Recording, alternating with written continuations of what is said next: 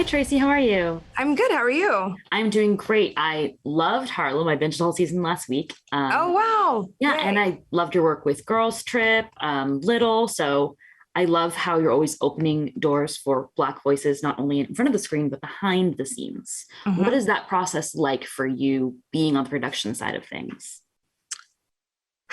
That's a really good question. I think what I end up having to do a lot is a lot of outreach. Mm. And what I mean by that is like, you can't just rely on agents and managers if you're trying to like build a diverse writers room or crew or anything like that, because a lot of the people that are already in the pipeline are not people of color. And we just don't have like the numbers that other communities might have. So you kind of just have to reach out, and you also have to train people and mentor. And even though on some level that's harder, it's something that I've kind of made like a mission of mine, is just to find new people, or even just undiscovered great people that are not new but are kind of like, they haven't had the right person like vouch for them. But that's where I Right. look for people.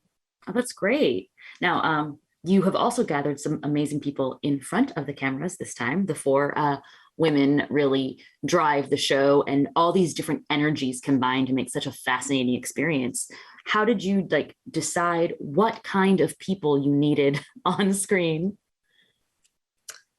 um I would say that I knew I wanted them to all look and feel different. Mhm. And the reason why that's important to me is that I think sometimes there's a tendency to, especially when men are casting, um, to just find like the prettiest, skinniest people and then assemble a show. And then they wonder why women are not relating to the characters. And so for me, I was like, I don't care about any of that. I just want them to feel like real people. I want them to feel like real friends. I want them to have different body types, different complexions, hair textures, just to show like the breadth of like Black beauty. And Mhm. also so that people who look any sort of way can relate to somebody on screen. And you can't really do that when you don't vary, the physical types on screen as well. I love that. Now, of those, all the different types, whether it's physical or, inner emotional, which lady do you relate to most? I would say Camille, Mm. and she is the closest to my sometimes type A personality type.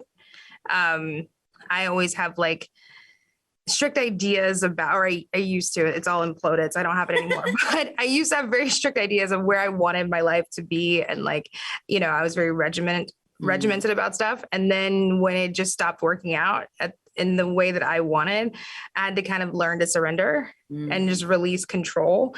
But that's something that I had to get to. And I think Camille, when we're meeting her, is she's learning to let go of this plan and this control that she thought she had on her life, but she doesn't. Well, hopefully it will lead her to as great of a place as it has led you. I hope Letting so go, losing too. control. Thank you so much. I cannot wait for everyone to watch, and I hope we get season two. Me too. Thank you so much. Have a great day.